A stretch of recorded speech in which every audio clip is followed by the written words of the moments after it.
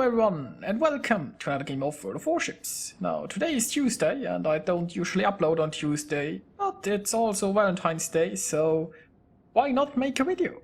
It's the day of love, the day that you wanna spend with your favorite ships. Well, or people, I guess people work too. But anyway, today's replay is from Mr. Love, on a fitting game for today. Now he's in the Fiji, the tier 7 British cruiser. He's on the map Estuary, and it's a tier 8 battle. Now so far, nothing really exciting has happened. But he sailed here on this flank. It looks like, well, basically everyone in the friendly team is coming towards this side.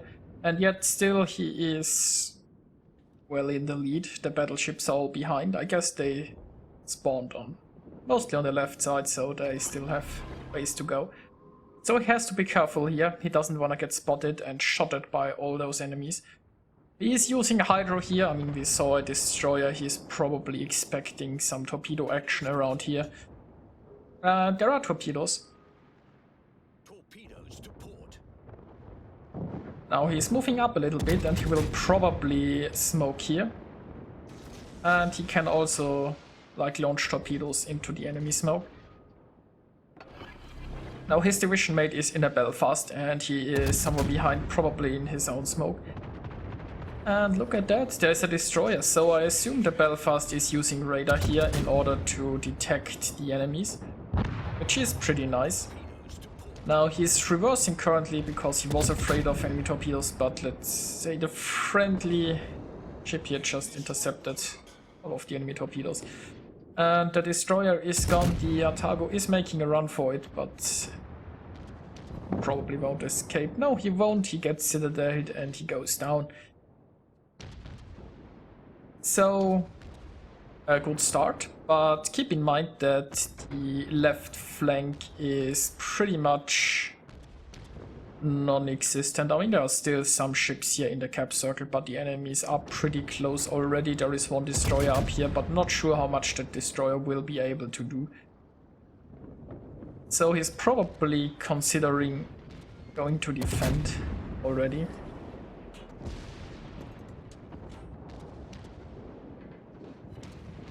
Now currently the enemy team is rather passive up there in the north.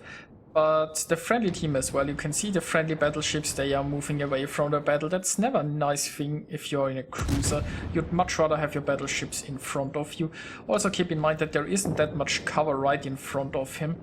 I mean, there is this island or so, but it's really far away. So if he gets detected here, and he is still in smoke, but if he gets detected here, he will be in a lot of trouble. I can't really afford that. So he's currently backing up, and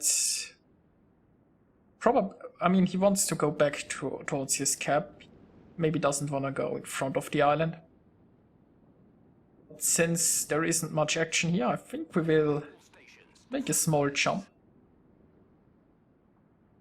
And now we are back. He has moved back towards the cap together with his division mate, and he is here in order to defend. Now he is using smoke while the island in front of him may or may not provide him from cover. It's a safety precaution. There are also enemies in the north. Somebody probably has line of sight to him when he fires. And you really don't want to be shotted in a British cruiser. Now currently the Tirpitz is showing broadside, but I suspect that won't last. Now they just lost a friendly cruiser in there. And it's looking pretty bad for the friendly team.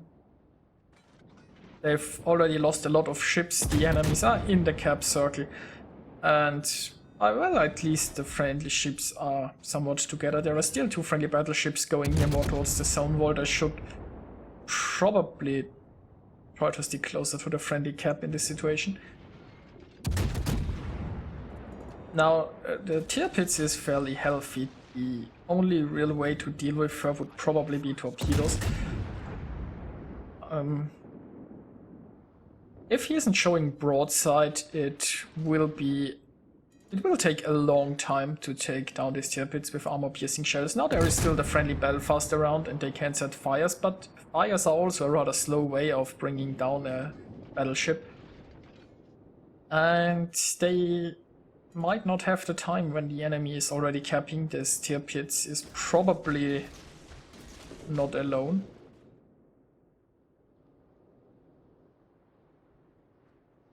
And there is still a enemy destroyer around there somewhere.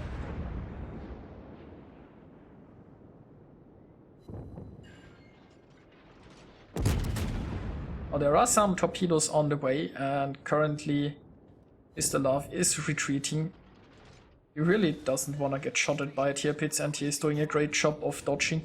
The cap isn't that critical because they can keep resetting the tier pits.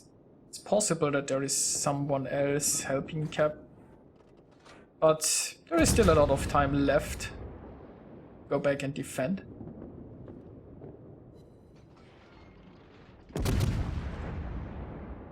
And there are some friendly ships helping out. There is an Amagi coming in. The tier pits is burning on more than one place, I think. And the tier pits should go down here.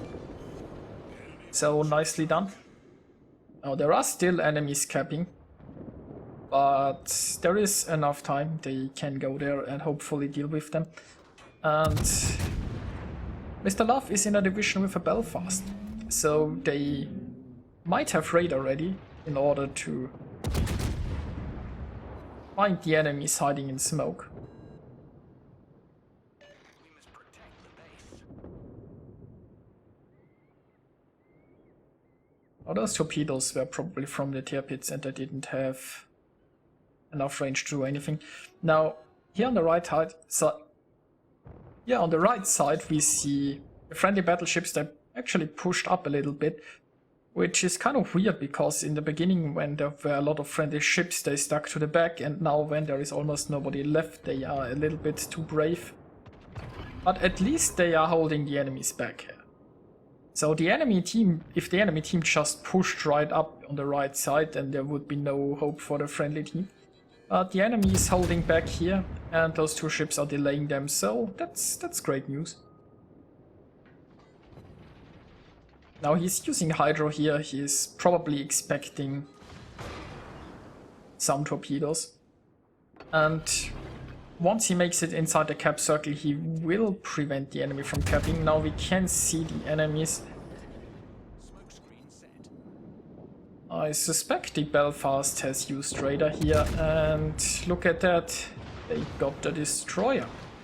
Now the torpedoes are incoming, but he was anticipating that Hydro was ready, so he has more than enough time to dodge. And now he is launching his torpedoes at the position where the enemy was spotted. So you think the enemy will move? We shall find out, I guess. Now the friendly team actually has pulled the scores back quite a bit, so it's anyone's game, I guess. While it doesn't look so bad ship-wise, the enemy does have more points, so the friendly team has to make something happen. The enemy don't seem to wanna push. And that was nice, so the enemy just kept sitting at 1 point and they got a torpedo for it. So, nicely done. Now, let's take a look around. So we can see here Fuso with very low health will probably go down shortly. The Bismarck is also getting shotted by probably multiple enemies and he isn't that healthy as well. Now there is an Amagi, a Scharnhorst in New Mexico. So it's not looking too good for those two battleships. So what to do in this situation? We can see here how few friendly ships around. I could try to rush over there and engage those battleships.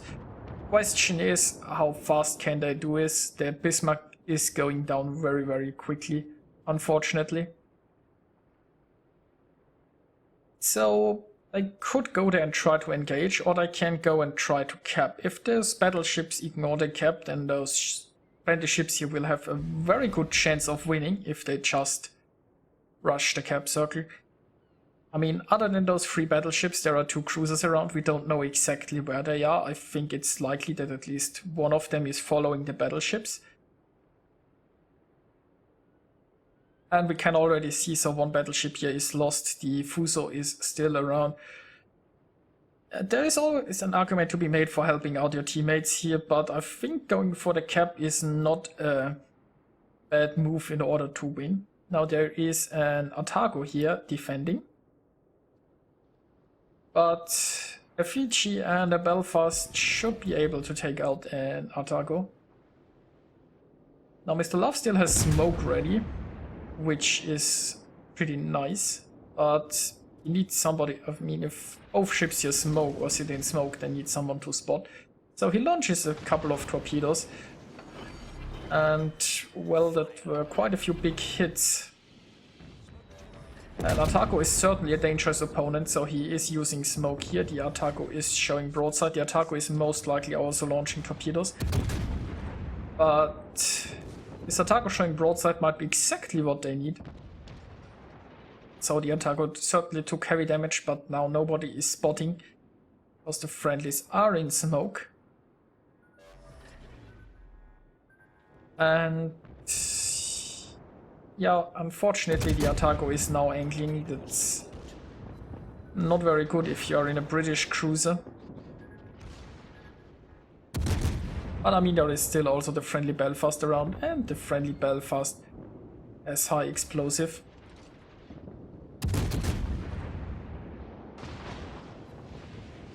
Also, he is getting some decent hits against this Otago right now. And the Otago is gone. Now they can cap. Unfortunately, they lost the friendly destroyer. I'm not exactly sure how, but probably to the Belfast. Or at least I could see that the Belfast might have surprised him.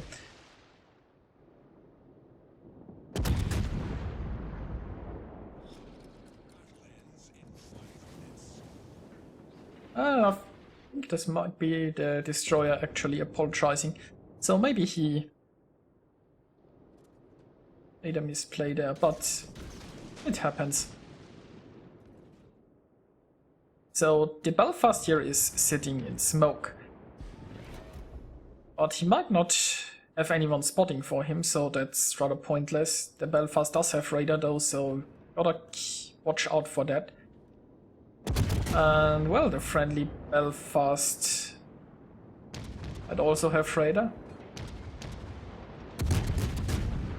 So there is one battleship returning to defend, and there is the Belfast. So those are the 2 greatest threats currently. The friendly battleship here is also coming. If the other 2 enemy battleships go for the friendly cap, then I mean, they're going to be too late. The game will be decided before that. Now, Belfast here is smoking up a friendly, but keep in mind there is an enemy Belfast around. The enemy Belfast might have radar ready, and if he has, yes, it looks like he had radar ready, so might have been better to hide here at an island. Then again, if an enemy just sails into the cap circle, they can stop you from capping.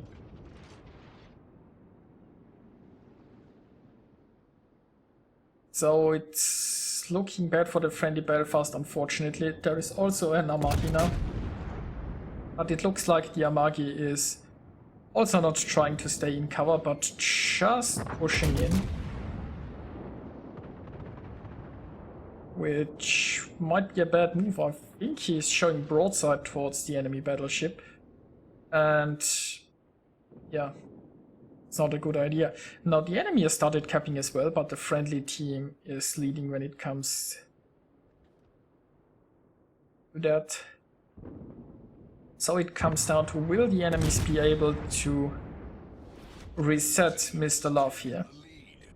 Now there isn't much in terms of cover that he can use. He doesn't have smoke ready.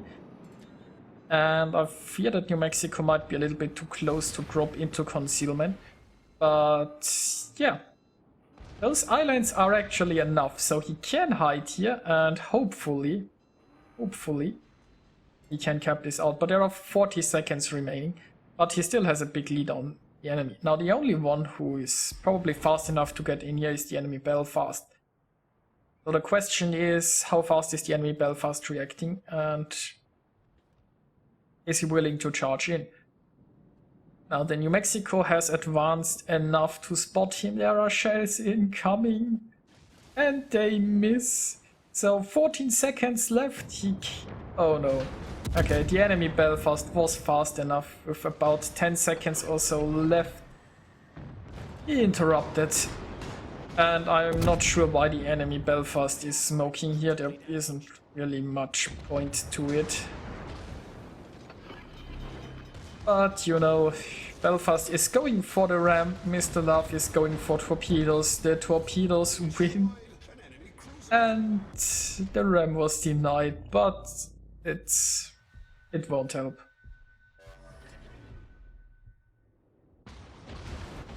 So, yeah, this is going to be a loss.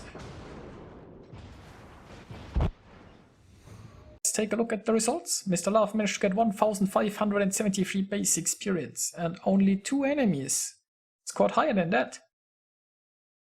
So certainly well played by him. He was helping out on the right flank in the beginning, and then he ran into a situation where he couldn't do much more because, well, he couldn't just push in and the battleships were too far behind, so he went back and defended successfully. Then tried to go for the enemy cap, but it just wasn't enough. Now Mr. Love earned himself Confederate and Devastating Strike. He scored 126,000 points of damage, and it was, for me, an enjoyable game to watch. It was a bit of a sad ending, and Mr. Love is certainly the right nickname for today. So I hope you all are enjoying Valentine's Day, and I'll see you guys next time.